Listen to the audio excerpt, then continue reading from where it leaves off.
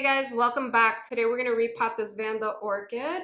I repotted it about 2 years ago. It was in semi-hydro. I moved it out of it because it wasn't growing well, and I noticed that the roots weren't going down. They were just circling the top of the pot, and I moved it to moss. And I noticed, I didn't record my repots when I did my Vandas, but as I repotted, I noticed that the root systems were really good. So I have them in moss in clay pots, small clay pots, so they dry very fast. Most of them have really good root systems, so they dry out really quickly. And this one is in this orchid pot with lots of air. Now this pot is bigger than I normally use, so let's see how the root system looks. I have moss and I have bark just in case, so we're gonna see if it's doing well in this. If so, we're gonna keep it in 100% moss. If not, if I'm noticing the root system is like weak or like kind of like dying off in here, then we're going to introduce some bark. And that's a good way to optimize your setup and sort of see what works. I know for sure that my Vandas work well in moss. I've grown them in coconut husk before in clay pots and it didn't give enough moisture. So I tried moss. It works well for small pots. The bigger the pot, the more moisture it holds. This is a bigger pot, but it has good aeration. So let's see if 100% moss worked and we'll replicate that. Let's jump right in. So this is Vanda Rainbow Stars. I got this orchid from Gold Country Orchids about 5 years ago. And this is one of those miniature Vandas. Now, it stays pretty small, though it can get bushy because it puts out a lot of fans. I find that this is a vigorous grower, and I find that the Neophanetia falcata types, or the ones crossed with Neophanetia, they tend to grow pretty well indoors. They don't get as big as some of the other Vandas, so these are some of my favorites in my collection, and I do like the miniature Vandas. I do have success with them, and I'm able to get them to bloom. This has bloomed for me twice, and it has a really, really nice fragrance. And when I took it out of the pot, I was happy to see that the root system looked good. So for me, that made sense to keep it in moss and keep that same setup. So I want to use the same pot. I want to use the same materials, but it's due for a repot. So I use New Zealand sphagnum moss, and depending on the quality of the moss, it starts breaking down. So very cheap moss, within a year, it starts breaking down.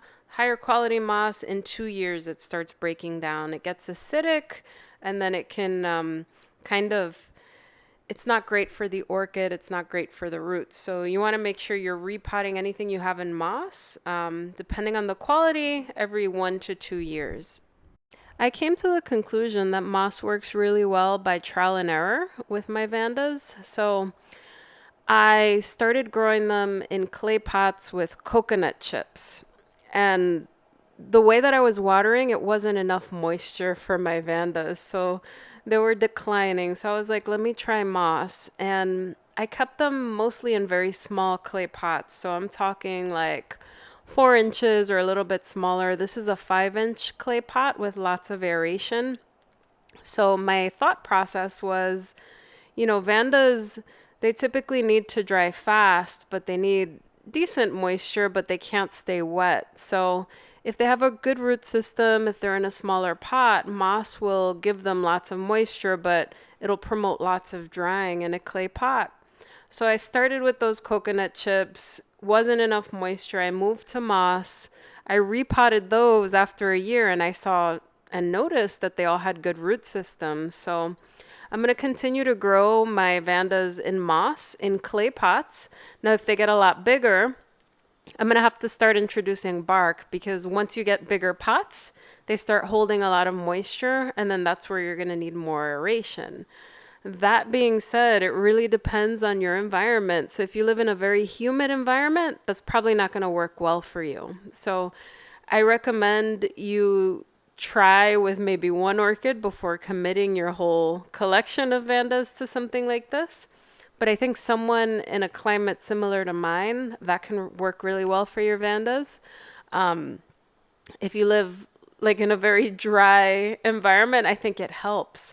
Now, what I'm doing right now is I'm checking out the roots and I'm trimming anything that's dead. So you're going to notice anything that's papery thin, those roots are dead, or anything that's like very firm, anything that is plump, you're going to keep on. It's going to be pretty obvious what's dead and what's alive. I'm going to trim those off. And I'm very happy with how this root system looks because when I first repotted this orchid, as I mentioned, it was in semi-hydro, it was in leca, and I noticed that the roots weren't even going down into the pot. All of the roots that were in the pot were dead, and it looks like the roots were avoiding going into that leca. So when I repotted it for the first time, I had to start with just aerial roots and put them in moss. So that was one of the repots that I did where I was like, oh gosh, I got to move out of this system very soon because it's just not working for all my orchids. Vandas particularly don't really like it. In the beginning they do, but over a span of a few years, I just noticed they start declining. So I'm going through this orchid and I'm trimming off those dead roots. You could see this one right here is pretty obvious. It's like alive and then a piece at the end that's dead. And then I cut just underneath where it's dead, not to introduce a new wound. I often do that. And we'll fast forward here as I start trimming the rest of this orchid and get it ready for its new pot. I'm happy with how healthy this orchid is, and I'm going to use the same pot again. It's got a lot of roots, so my biggest worry now is to see if it fits back in that pot. Because the root system does look really good. It is a 5-inch pot, and let me tell you about that pot. So I got the pot from a plant swap. So a few years ago, there was a local plant swap in a cafe, and you had to bring in plants, and then you could swap a plant clipping or cutting for another plant or a pot. And I had just divided my yellow bird orchid. I divided it into like 10 pieces. So I brought that, and basically each time you gave a plant and you pick something up, and somebody left these beautiful pots, and these glazed clay pots, they could cost a lot of money. So for one clipping, I picked this up and people were ignoring the pots. And I was picking up all these beautiful pots and ignoring the plants. I ended up swapping my Cattleya orchid, the 8 pieces, just for like plant accessories, hangers, stuff like that, because they're more expensive than the plants these days. Anyway, back to this repot. What I'm doing is I'm untangling the roots, and I know that in order to get it into that pot, I'm going to have to wrap some moss in the middle and then find a way to get the roots wrapped around so I could fit it in that pot. I was thinking of possibly getting a bigger pot, but I just think this works really well. So even if I have to squeeze those roots in, I'm okay with it because I really like the aeration of that pot.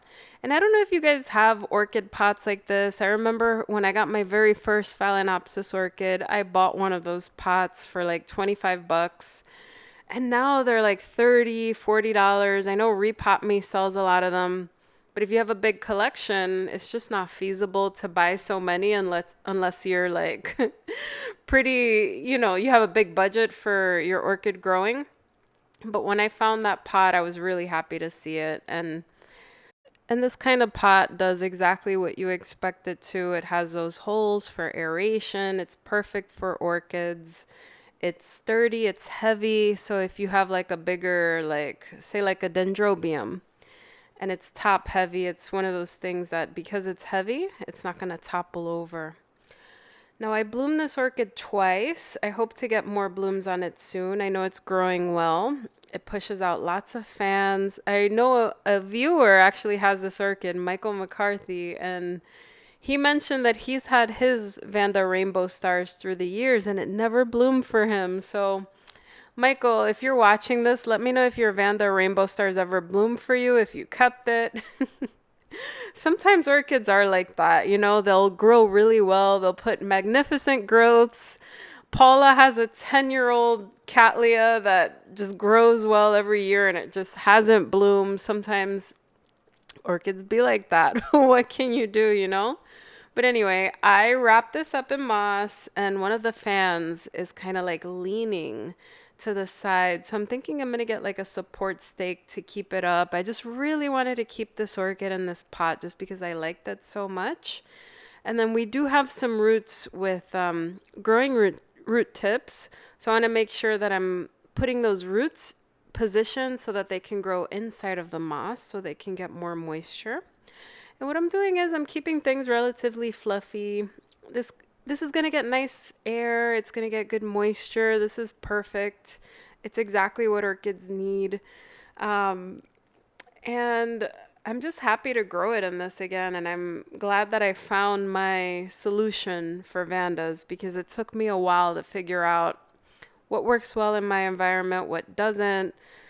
Um, and again, it really comes down to your environment and your ability to water. So that's important too. Like the coconut chips, they just dried too fast in the clay pots and they were just drying out way too much, and I noticed the Vandas were declining. And then when I switched to moss, I was like, okay, I water in the summer, say 2 or 3 times a week max, and it's enough. So it just depends on who you are as a grower, and I think you just need to experiment to see what works well for you.